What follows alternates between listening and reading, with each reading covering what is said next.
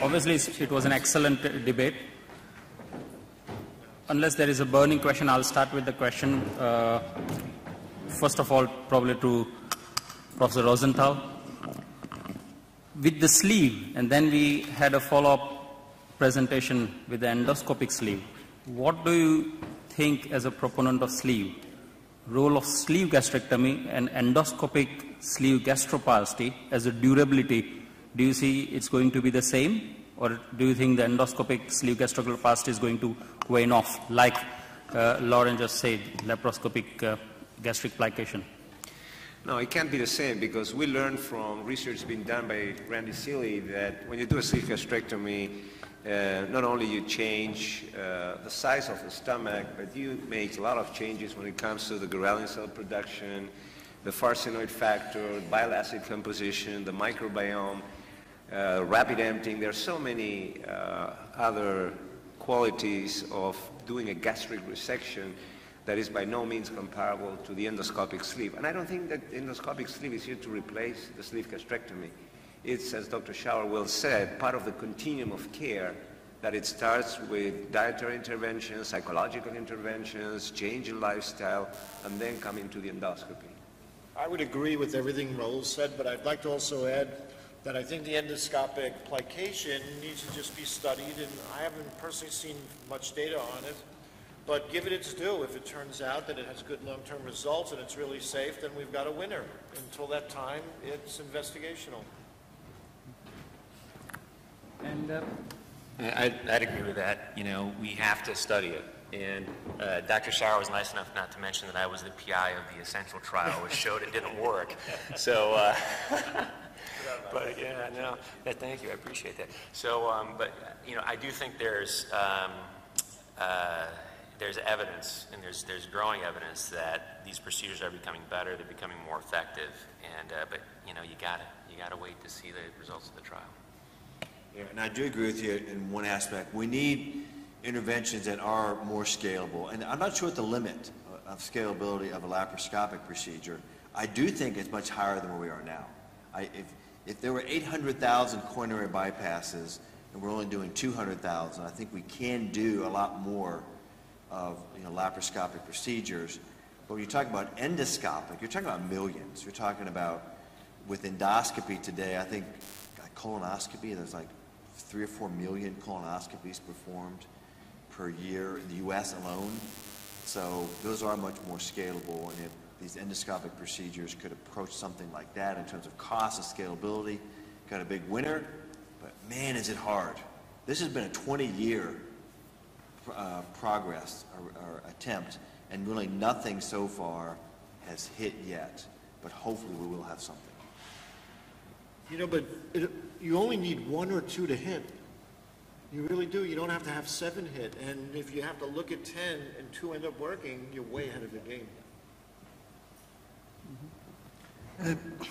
You know, I'm delighted to be in the panel with such experts in the field. I've read a lot about your research. I think endoscopic treatments are nowhere close to prime time. I think at best they replicate posterior approaches, probably Mason approaches, things that we were doing in open surgery about 40 years ago, stapling stomach. You know, we can even staple the pylorus and it opens back up. So what makes us think that we're gonna stitch it and it's gonna sort of work long term? I mean, I understand that there's a point in research, but human research to me is not a joke, and misadventure is certainly scary. So from the point of view of a provider of care, I have to be honest with my patients. I'm telling them I'm going to do an investigational procedure, and you, from this standpoint, is very scary.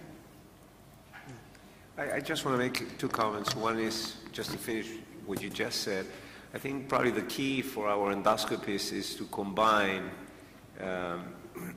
the endoscopic approaches where you're trying to resize the stomach and create restriction with other ablational therapies as you do the duodenal mucosa, and probably some drug interventions That's going to make probably your endoscopic procedures more efficacious in the future.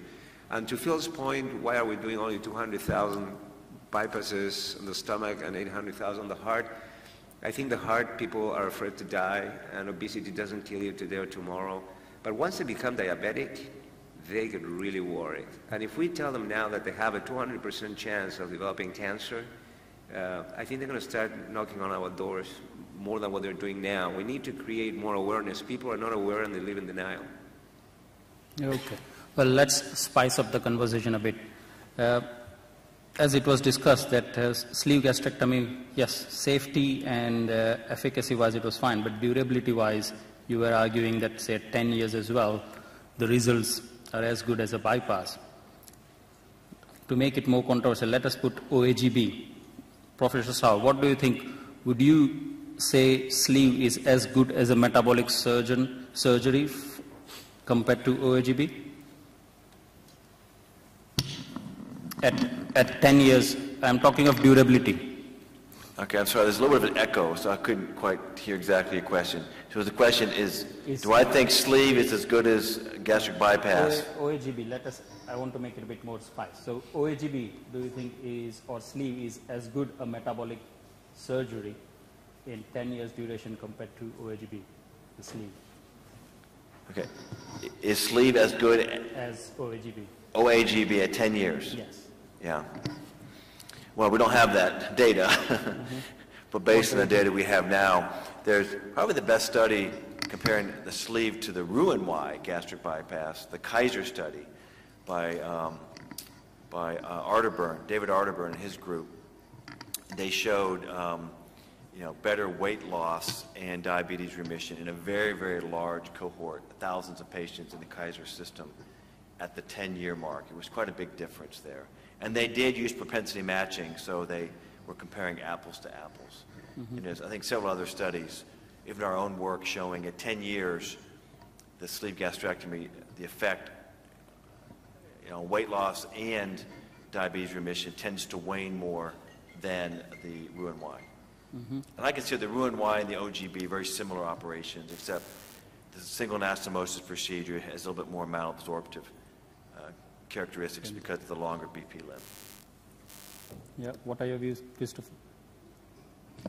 I prefer gastric bypass. I think that if someone has diabetes and you're looking at long-term resolution, I think you're just not getting that with the sleeve. We don't have the data, backing it up for that long time period, but just looking at the mechanisms of action and how you think they're supposed to work, I think, bypass is the way to go.